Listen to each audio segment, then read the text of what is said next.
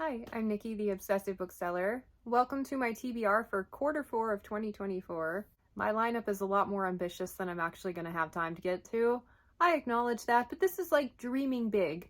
This is the pool of possibilities from which I am drawing from, and I probably won't be able to read everything on my list, but if I get even half of these read, it'd be great. Primarily because Wind and Truth by Brandon Sanderson comes out in December, and it's basically going to be my entire December. Holiday seasons are busy as it is. If I get through that one book amidst all of like the video editing for end of year wrap-ups, all of that stuff, I'll be happy. But leading up to that, I always do a bit of a reread before we get to the new release in a Stormlight Archive because it's my favorite. And actually, it's in my top 3, but I'm saying it's my favorite because I feel like that kind of commitment where you want to bask in 1,000 pages of this world before entering into the unknown is probably a pretty good indicator of how much I love the series. Rhythm of War will be a reread. It will probably take up most of my November reading. So as you can see, that only leaves me October. And I got a whole other list of books that I would really like to read this year. As with everything, I've always got more ambition than time. One of the things for sure, I've mentioned it in a couple of TBRs, I'd like to finally read Winter Lost by Patricia Briggs. This is guaranteed to be a good read. I always love her works. Even my lesser favorites from her are still really good books. Very excited for that one. Somewhere Beyond the Sea just came out, and I enjoyed House on the Cerulean Sea by TJ Klune. It had gotten a lot of hype, so it didn't surprise me that I liked it, but it surprised me how much I liked it, especially given the first half. I wasn't really sold until about halfway through the book, and then that's where kind of the magic happened. And I always thought it would be a really good one for a sequel, so there's a sequel out. I would like to pick it up this year. I have here the Seven Swords series by Anthony Ryan. These are cool little Subterranean press hardcovers. I do not have a copy of the first book in hardcover. It's like impossible to find. So if you have one, or you know someone who does, who's willing to let it go for less than a kidney, let me know. But I've read the first 3 of these, and I let too much time elapse between them. A whole year between little novellas. I would like to just start from the beginning and treat it like one whole book. That would make me happy. What I read of this was really cool. Some of the most expansive world building. In fact, Sanderson's going to get me in the mood for that depth of everything. More world building description in one tiny little paragraph than most books have in an entire book. That's how the Seven Swords series is reading for me. And Anthony Ryan is always really good at balancing all of those components, like really good characters, cool adventure, nice pacing, good plot, world building, all of it. It's a favorite for a reason, and I would finally like to prioritize this works because what I've read of it I've loved. I just need momentum. You all know I've been enjoying the Siege trilogy by KJ Parker. This is the 3rd and final book, A Practical Guide to Conquering the World. I have an inkling of where the series is going at this point, which is good because I've been kind of clueless so far. This author is a hoot. And what's more, I feel like I've read so many books that it takes something really interesting to stand out as different for me. The writing choices he's making in here, the tools he's using, the way he's weaving together the plots of these books so far, I think is absolutely brilliant. And if I were ever going to use someone for a case study on how to weave something interesting and just some really cool subtle ways to build it in that most readers may not even pick up on, I'm going to look at his works. I think they're so cool. I'm hoping there will be more KJ Parker in my 2025 lineup because this is definitely my next, I'm really excited about this author. Fablehaven, Keys to the Demon Prison. This is book number 5, wrapping up the original Fablehaven series.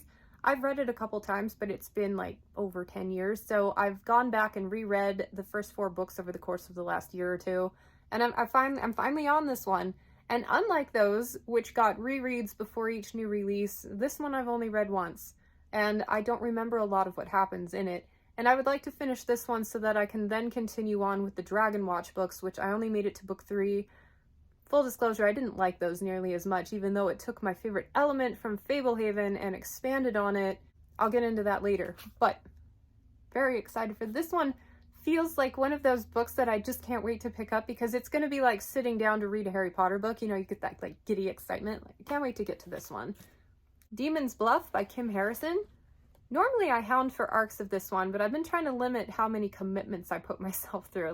Just read it when it comes out like everybody else.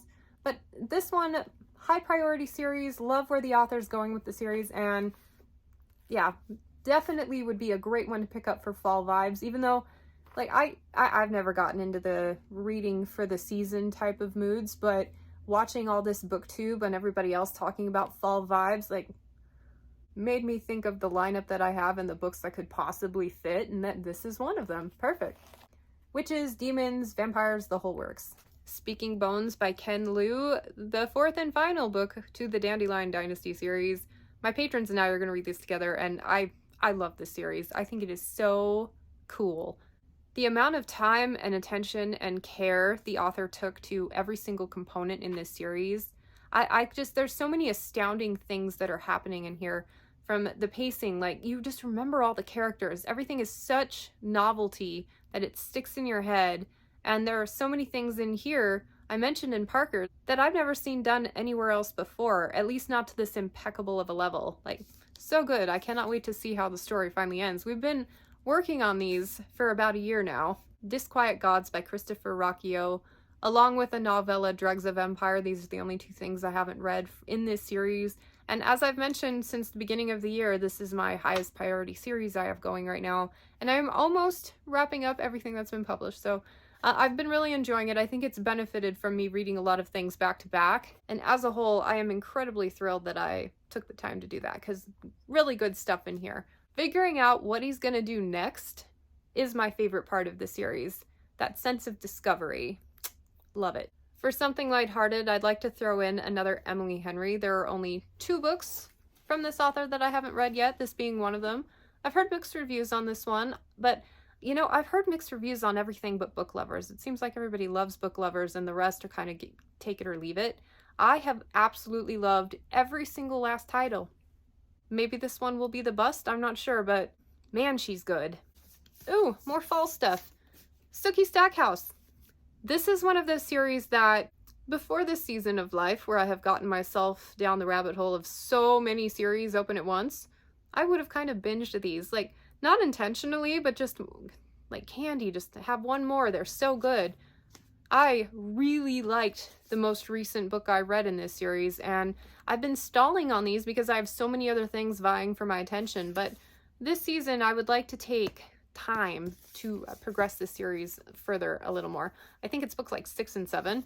I'm really late to reading it, but I'm glad I finally am because it's awesome. That's a lofty goal. Based on how fast I can read on a comfortable day, I did the math. I have like a spreadsheet that I look at, plan out my reading a little bit to figure out what I can actually fit in a quarter. Yeah, I'm like well over page count already with everything that you can see here. But then on top of that, I also have a few challenge books to read for our new Patreon challenge, which hasn't been announced yet, but I know what the category is and I've already started working on it. Not to mention another Reedburn Horde tome. So I'm gonna be a busy girl this season. But when I'm reading from a baseline of so many amazing titles, like I can't go wrong. This is gonna be great. In fact, this is probably the most stacked quarter I've had in my reading life, and I can't wait. I would love to know what books are on your fall TBR, and if you see anything in here that I need to expedite and maybe read more quickly. Thanks so much for watching. Subscribe if you haven't already, and I will catch you on the next one. Bye.